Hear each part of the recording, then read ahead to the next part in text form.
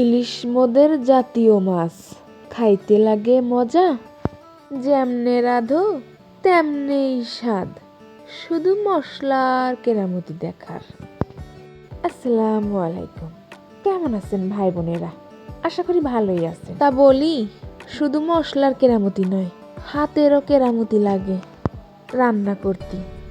যাই হোক, এখানে কয় পিস ইলিশ মাছ নিয়েছি, দিয়ে দেবো সামান্য একটুখানি হালদির গুঁড়ি, আর দিয়ে দেবো সামান্য একটুখানি লবণ।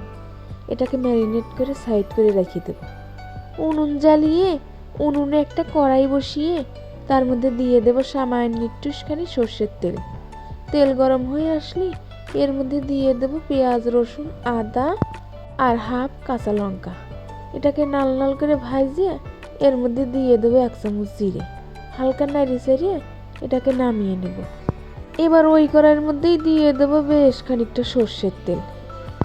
তেল গরম হয়ে আসলে এর মধ্যে দিয়ে দেবো কেটে রাখা ফুলকপি, দিয়ে দেবো সামান্য একটুখানি হালদির গুঁড়ি, আর দিয়ে দেবো সামান্য একটুখানি লবণ।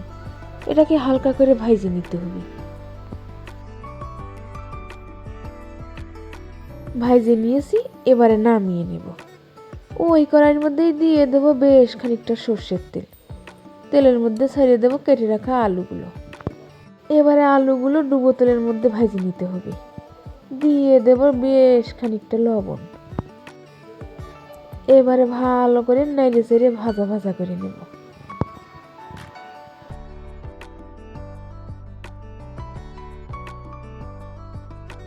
ভেজে নিয়েছি, এবার এর মধ্যে দিয়ে দেবো চেরা কাঁচা লঙ্কা, দিয়ে দেবো সামান্য একটুখানি পানি। এবারে দিয়ে দেবো সামান্য একটুখানি হালদির গুঁড়ি, দিয়ে দেবো সামান্য একটুখানি লঙ্কার গুঁড়ো, আর দিয়ে দেবো সামান্য একটুখানি ধনিয়ার গুঁড়ি। এবারে বেশ ভালো মতন নেড়ে চেড়ে এর মধ্যে দিয়ে দেবো সেই ভাজে রাখা ফুলকপিগুলো। এবারে ভালো মতন কষিয়ে নিতে হবে।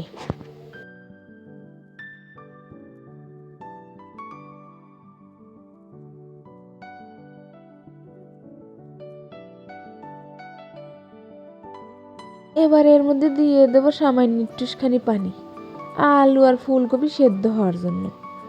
এবারে ঢাকনা দিয়ে ঢেকে দেব। বেশ কিছুক্ষণ পরে ঢাকনাটা তুলে দেখব। ও বাবা, একদম নসো নসো হয়ে রয়েছে। এই যে দেখেন। এবার এর মধ্যে দিয়ে দেব ওই যে পেঁয়াজ, রসুন, আদা, জিরে ভাইজে নিয়েছিলাম, সেইটা বাইটে নিয়েছি। দিয়ে হালকা নাড়িয়ে এর মধ্যে দিয়ে দেব ঝোলের জন্য বেশ খানিকটা পানি। ঝোল ফুটে গিয়েছে, এবারে ম্যারিনেট করে রাখা মাছগুলো দিয়ে দেব। দিয়ে ঢাকনা দিয়ে ঢাইকে দিতে হবে। বেশ কিছুক্ষণ পরে ঢাকনাটা তুলে দেখব।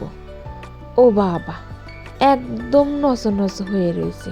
এ পর্যায়ে ঝোল গাঢ় হয়ে আসলে নামিয়ে নিলেই রেডি ইলিশ মাছের দারুণ স্বাদের দুর্দান্ত রেসিপি। তবে আজকের মতন এই পর্যন্তই থাক। আবার নতুন কোনো রেসিপি নিয়ে হাজির হব। আল্লাহ হাফেজ।